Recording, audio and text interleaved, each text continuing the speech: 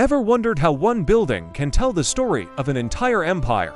Well, look no further than the Colosseum. For nearly 500 years, this magnificent arena wasn't just a stage for entertainment. It was the very heart of Rome, mirroring its incredible rise and its eventual, dramatic fall. Today, we're going to peel back the layers of time and explore the epic tale of the Colosseum. Our story begins in 69 AD, a chaotic year known as the Year of the Four Emperors. Rome was in turmoil after the death of Nero. Out of this chaos, a new dynasty emerged, the Flavians. The first emperor, Vespasian, wanted to do something bold. He decided to replace Nero's extravagant private estate, the Domus Aurea, with a massive public amphitheater. This wasn't just a construction project, it was a powerful political statement. He was giving the land back to the people, erasing the memory of a hated tyrant, and establishing his own legacy. Construction began around 72 AD, a colossal undertaking financed by the treasures plundered from the Jewish temple in Jerusalem. Imagine tens of thousands of workers, skilled engineers, and artisans working day and night. When Vespasian's son, Titus, finally inaugurated the Flavian Amphitheater in 80 AD, it was an event of epic proportions. The celebration lasted for 100 days and nights. Picture the scene: over 50,000 Romans, from senators in their lavish seats to the common folk in the upper tiers, all packed into this architectural marvel. The inaugural games were unlike anything the world had ever seen. Thousands of wild animals, brought from the furthest corners of the empire, were hunted and killed in elaborate spectacles. Gladiators, men who were often slaves or prisoners of war, fought to the death for the roaring crowd's approval. There were even naval battles. Yes, they flooded the arena floor to reenact famous sea victories. The Colosseum was an instant sensation, a symbol of Roman power, engineering genius, and, let's be honest, its brutal nature. These games, known as munera, were more than just entertainment. They were a tool of control, a way for emperors to keep the populace happy and distracted with bread and circuses.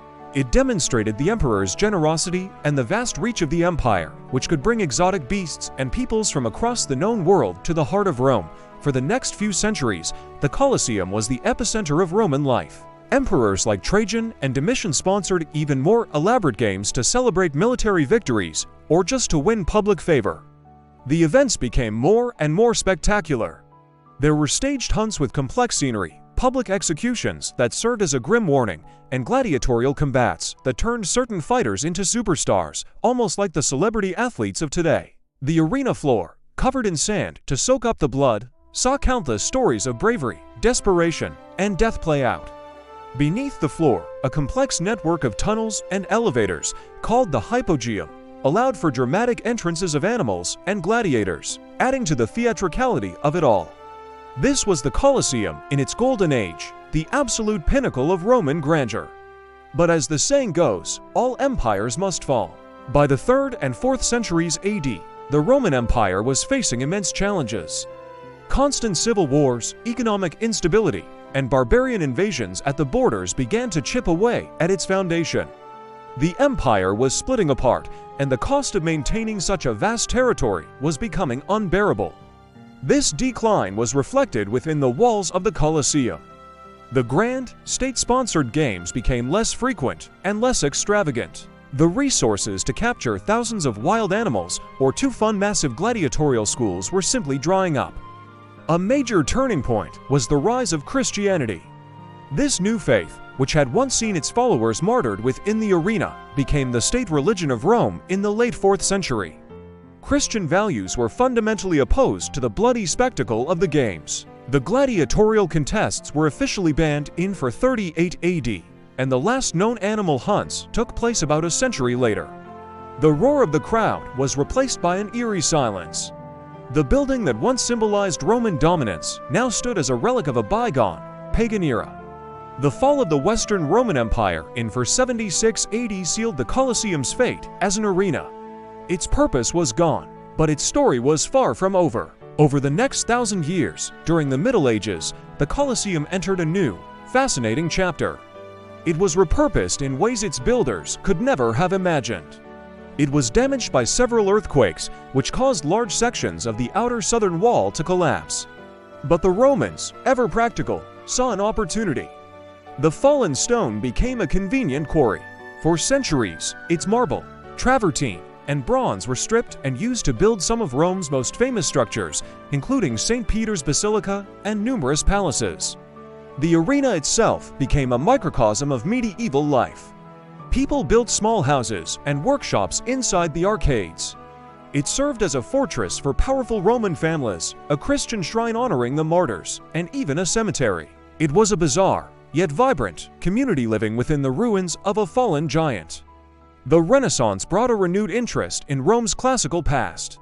Artists and architects studied the Colosseum, marveling at its design and engineering.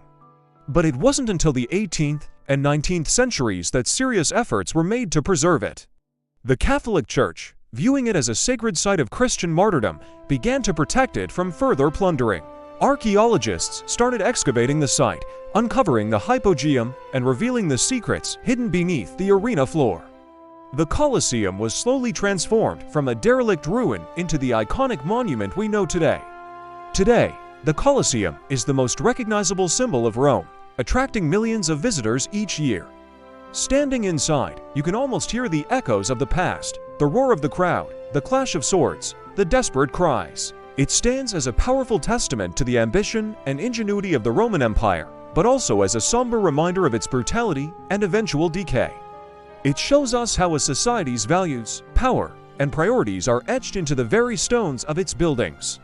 From a symbol of imperial power to a medieval quarry and finally to a world-renowned historical site, the Colosseum's journey is the story of Rome itself. It's a story of incredible highs and devastating lows, of glory and ruin, and of the enduring power of history to captivate us thousands of years later.